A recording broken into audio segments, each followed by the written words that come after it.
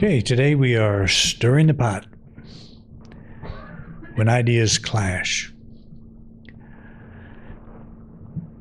How many of you have heard the term in a spiritual sense, chemicalization? Not too many of you. If you got an early copy of a book by Emily Cady, Lessons in Truth, you would have seen that it was included in that book. There's a very short section addressing chemicalization, and the word was used apparently pretty regularly back in the late 1800s, early 1900s. And the Unity publishers decided to take that section out of the book because they thought it created too much confusion. But it's a valid idea, and I will explain to you what it is. But a couple of our friends in Texas asked if I would speak on the subject because it meant something to them. They're old Unity School people. And so I always appreciate requests to address subjects, and so we'll all learn something together.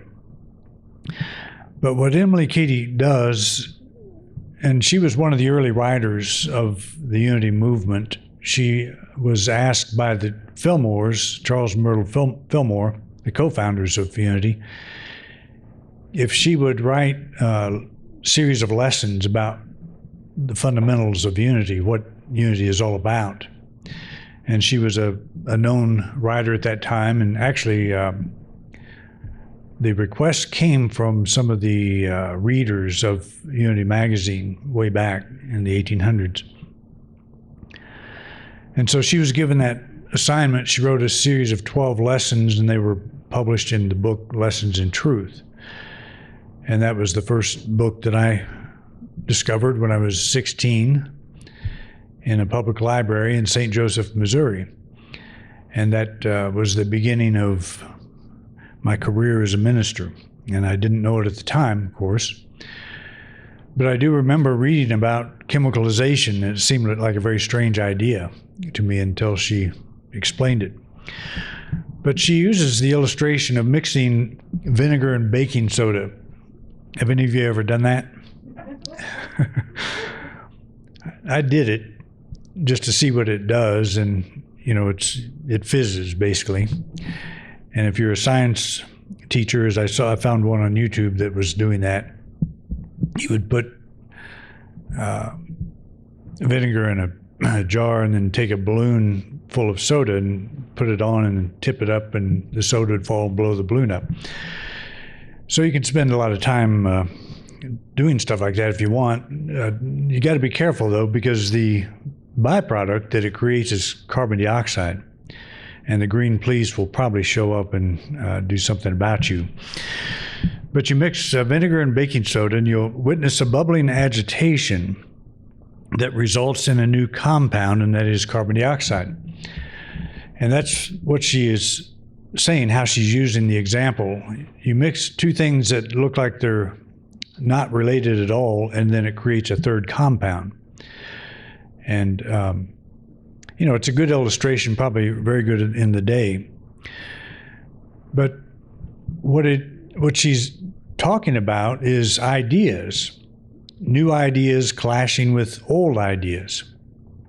And that's what she leads into. And what we are looking at here, and I have to share from my own experience, when I found her book, Lessons in Truth, I was still in the traditional church, in the Baptist church, one branch of it. I didn't know at the time there were so many kinds of Baptists, but I was in one of them. I don't know exactly which one I was in, but I heard all of the normal stuff that you hear in mainstream church. And when I read her writings, she was using all the same language, but putting a different meaning on it. And it was like all the doors of my mind opened up. It was, the lights all came on. And in a sense, I had the experience of chemicalization. It was not as severe as we're going to talk about here. But, and I'm not sure that I'm not going to say it's not a valid concept, because it is. A lot of people, when they hear the things that we talk about here all the time, they don't agree with them, and they would reject the ideas because they are of the old way of thinking, or of the traditional way of thinking, I should say. And you hear the traditional ideas put in a new context, and it's a little unsettling. And so most people that are still in that way of thinking will reject anything new. But those who may not know for sure, or may question, what their belief system is, and they are slightly open, even slightly open to something new, then they're going to go through an experience of having to question all of their beliefs. What is true, what is right, what is wrong, what is valid, what is not. And that can cause quite a lot of confusion. When I first discovered this as a kid, I didn't know how to explain what I had found. I didn't know how to explain why it meant something to me.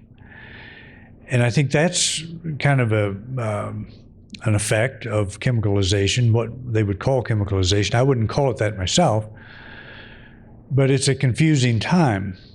You're coming from the old perspective, the sin and salvation, all of the things that we've been taught, that we're born in sin and that we're in need of salvation. Otherwise, when we pass from this plane, things may not be so good for us.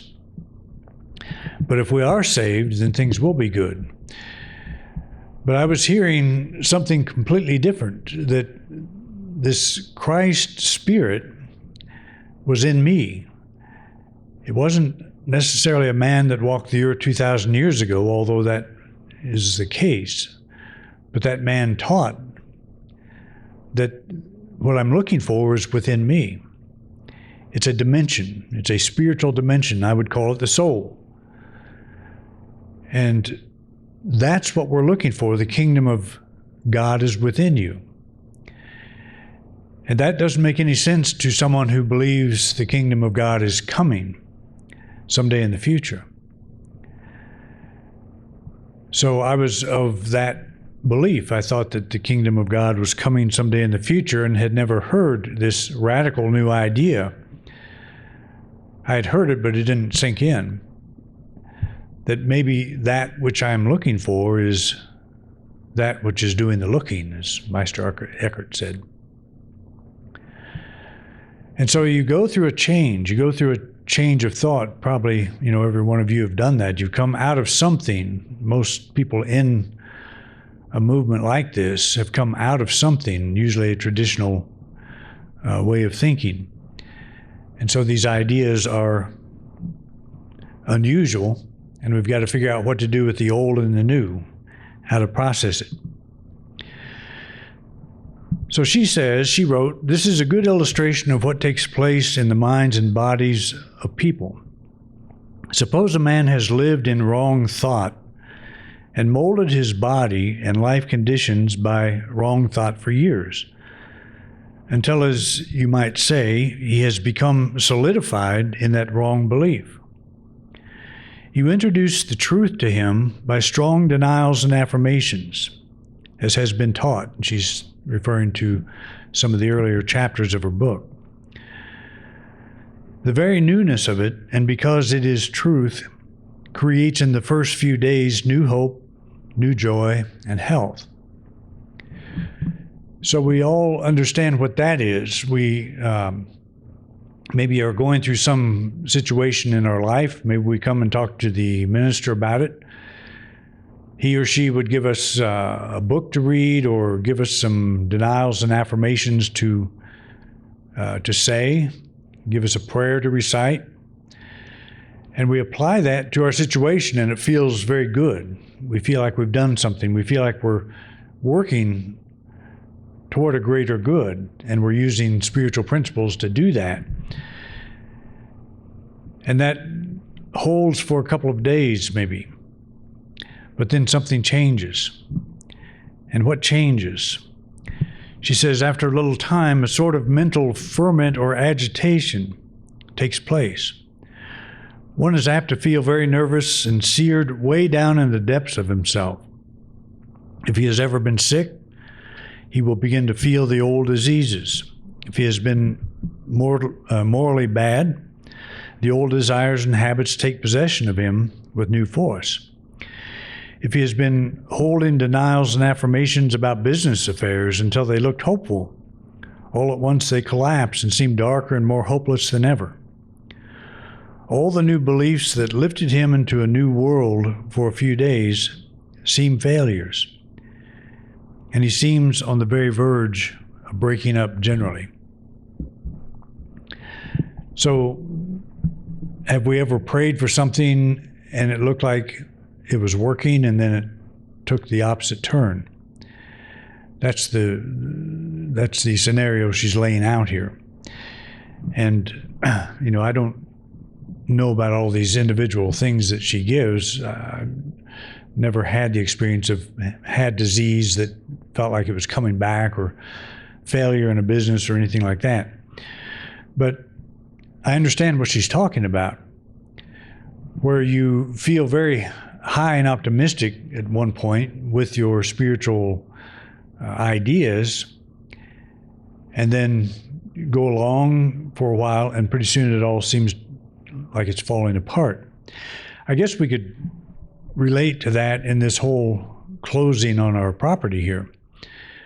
You have moments where you get news that, you go up, and then you get news that takes you down, and it's kind of a yo-yo thing. But in that yo-yo thing, does it mean that the presence of God is closer sometimes and further away other times? Does it mean that we are finally getting it sometimes and then we are losing it at other times? I wrote an article many years ago about the ebb and flow of spiritual growth. And I said in that article, and I got one of the biggest responses through Unity Magazine that I'd ever gotten, because people really related to it. I said, it often feels like we're making strides spiritually, we're advancing. And then we'll go into a valley, we'll go into a very dark period where nothing seems like it fits at all. Nothing seems to be working at all. And so I recognized that a long time ago. And I would always think that I was losing in those low moments what I had gained in those higher moments.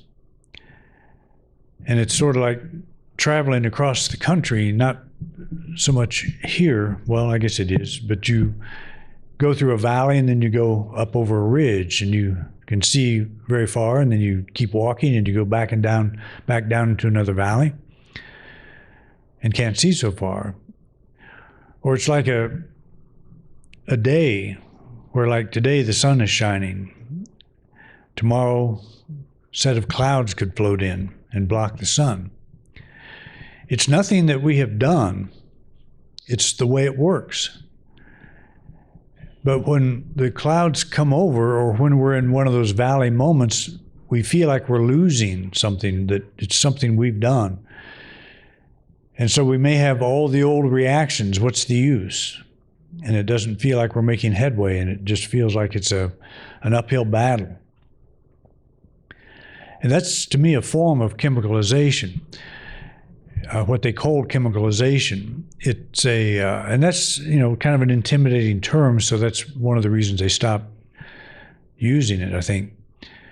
But also they felt like, I think the publishers felt like it was, people would lean on something like this too much. I'm a victim of chemicalization.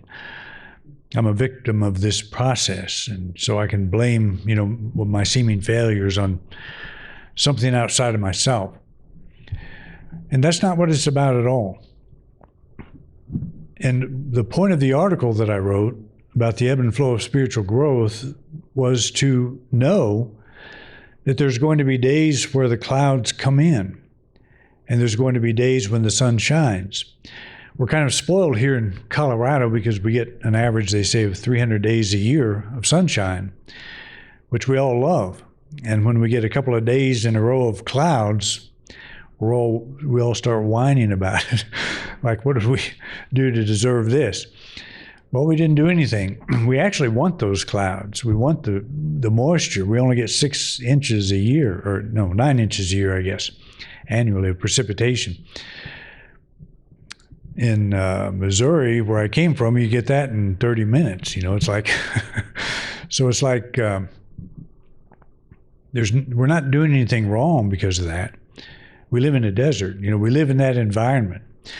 But spiritually speaking, we have to understand that we live on this earthly plane, and there's something in us that's tied to that.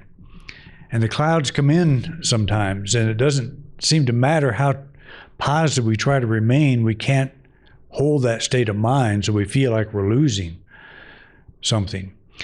And we're not. And if we start reacting to it, it's, this bubbling starts occurring, and we feel like we're losing, we feel like we're failures.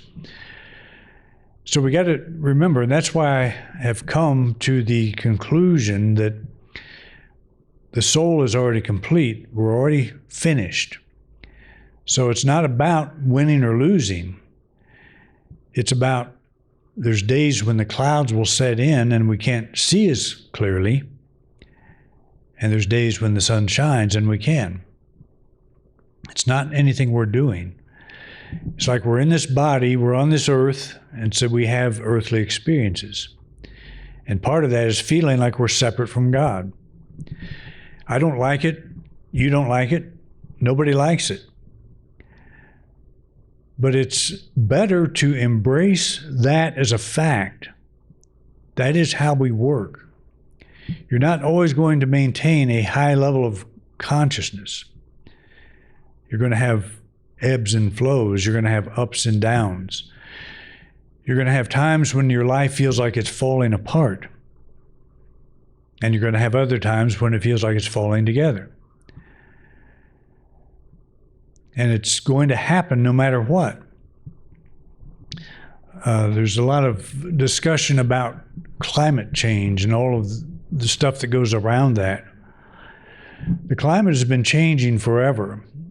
The sea levels were 400 feet lower about 12,000 years ago than they are right now.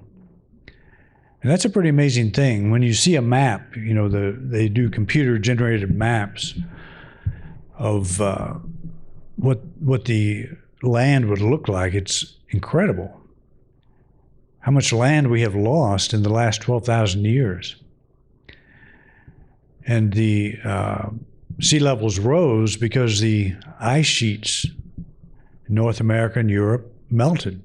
And they melted fairly rapidly. But the point I'm making here is we didn't do anything to cause that.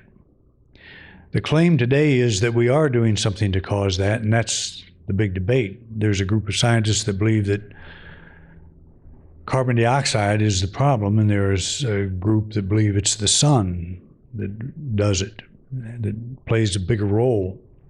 And we're not here to debate that. Unfortunately, this stuff becomes politicized, and so we can't talk about some of these things because of the political nature of them. And that's unfortunate. We should be able to talk about everything. But what I'm saying is our consciousness did not melt the ice sheets. Nothing we did caused that. People were around. They think about 10 million people were around at the time. But the climate does change, and it's always changed, and it's sometimes it's been very nasty. We're in a pretty good period right now, apparently. But that's the nature of Earth life, and that's the nature of our life when we're on Earth. We have this physical body, and we go through what feels like an ebb and flow, and it's really just a consciousness cloud comes over us sometimes, and we can't see so clearly. But, we've all had those moments where we find that book, we open it up and we begin reading, we can't put it down because we're so inspired.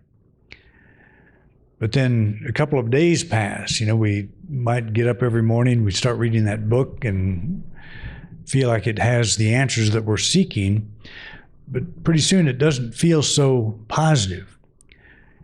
It feels like the old weight is coming back. The old way of life is coming back. That what I thought I was breaking through is still there. It's like Isaiah, one of the prophets, talked about dragging the heifer around on a rope. Like sin is like dragging a heifer around on a rope. We find that old heifer behind us. And it's but if we understand that we're going to have those. We're going to have those times. We're going to have that ebb and flow. But at a soul level, nothing changes. I pointed out also that if you were able to shoot yourself into space, get out of Earth's way, you would be in sunlight all the time. Day and night is not a change of the sun. It's a change of position. It's the earth spinning, and we are on that earth. Sometimes we are in the sun, sometimes we're in the shadow. But if you got away from the earth, if you're up in space, which we can't do, well, we can do it actually, you would find 24 hours a day of sunshine because you're always in the beam of the sunlight. But when you're on the earth, you have day and night. You have these pairs of opposites. So when you feel like it's you, something's wrong with you, that's what I'm saying is there's not anything wrong with you. It is the environment that we are in, this earthly physical body. That's the environment we're in. And so things will seem very clear and bright and warm and sunny, and some days and other days it won't seem so bright and cheery. Jesus talked about this thing. He didn't call it chemicalization, but he's talking about the same thing. The old and new wineskin. And no one puts new wine into old wineskins. If he does, the new wine will burst the skins and it will be spilled, and the skins will be destroyed. But new wine must be put into fresh wineskins, and we all understand that. Got a picture here of a wineskin. It's an animal skin they used to use, and some people still do apparently. Fill it with wine. The wine ferments, stretches the skin to its limit, and then if you would put new wine into that old wineskin again, it would stretch again, and it would burst the wineskin. That would be also an example of chemicalization. You've got a mess. It feels like a big mess. But nothing's really wrong with the process. It's just the container you're trying to put the wine in. And I think Jesus is talking about here the old state of mind. We've got to be willing to let go of old perceptions. And one that I'm talking about here is thinking, I'm losing what I gained in that spiritually high moment. That's an old idea that I need to let go of because it's not true. I'm not losing anything. The clouds come over. I'm not losing the sun. It's still there, and it will emerge again when the clouds pass. It's always there. Or because it's nighttime, the earth will keep turning and the sun will come up, or the earth will turn to the sun and we'll experience a new day. There's nothing mysterious about that. We know what it is. And yet on the spiritual path, when we feel like we're losing something, we feel like it's us, we're just not good enough, we're not there yet. But what if you accept that there will always be cloudy days, there will always be nighttime, there will always be times when you feel like you're losing what you gained at your higher moments. That will always be the case.